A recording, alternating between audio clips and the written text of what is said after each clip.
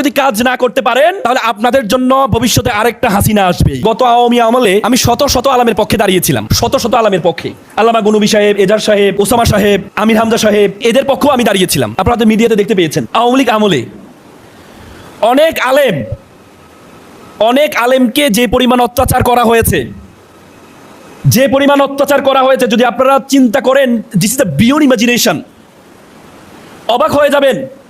একজন আলেম আমাকে বলেছে, আমি রাতে ঘুমাচ্ছি, সকালে আমাকে লুঙ্গিটা পেঁচিয়ে আমাকে আমার হোস্টেল থেকে, নারায়ণগঞ্জ একটা হোস্টেল থেকে আমাকে নিয়ে এনে আয়নাগরে নিয়ে আসে। আমি জিজ্ঞেস করলাম, ভাই আমার দোষটা কি? বলছে, তোর কোনো দোষ নেই। বা আমি কি অপরাধ করি? তোর কোনো অপরাধ নেই। পরবর্তীতে আমাকে 20 দিন 2 হাতে আমাকে ঝুলিয়ে রেখেছে। আমাকে মাইট দেয়, বলে যে বল কি করছস? বলছে, স্যার আমি তো কিছু করি না। বলছে, জীবনে যা করছো তা বল। বলে, কি করছি? বলছে, জীবনে ছোটবেলা থেকে জীবনে যা করছস তুই তা বল। তো কি বলবো আর? তো ছোটবেলা থেকে বলতাম বলা বন্ধ করলেই মাইট দেওয়া শুরু হতো। তো পরে আমি একদিন একজনকে জিজ্ঞেস করলাম যে, ভাই আমাকে ধরিয়ে আনলেন কেন? সে আমাদেরকে বললো, আমাদেরকে একটা কোটা দেওয়া হয়, আমাদের পার্শ্ববর্তী রাষ্ট্র ওয়েস্টার্ন কান্ট্রি থেকে একটা কোটা দেওয়া হয় যে এতজনকে গ্রেপ্তার করতে হবে, তাহলে তোদেরকে ডোনেশন দেওয়া হবে। এই ডোনেশন না পাওয়ার জন্য তোদেরকে আমরা ধরে নিয়ে আসি, দাড়ি টুপি বড় পাইলে তোদেরকে আমি ধরে নিয়ে আসি।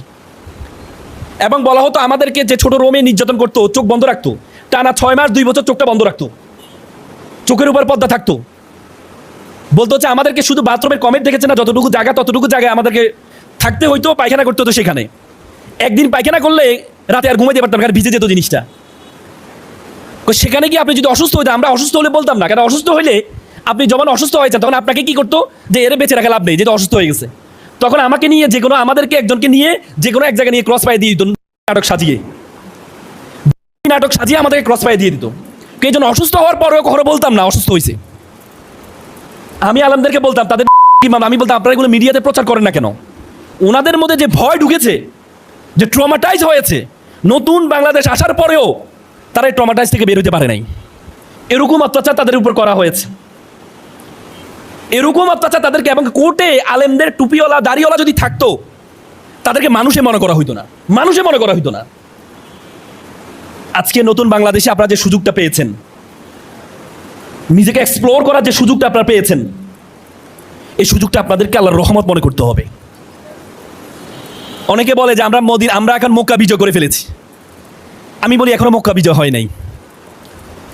আপনারা যে সুযোগটা পেয়েছেন, এই সুযোগটা হচ্ছে হুদাবিয়া সন্ধির যে বিজয়, সে বিজয়। কেমন? আল্লাহর রাসূল নবুয়ত পেয়েছে কত সালে? 610।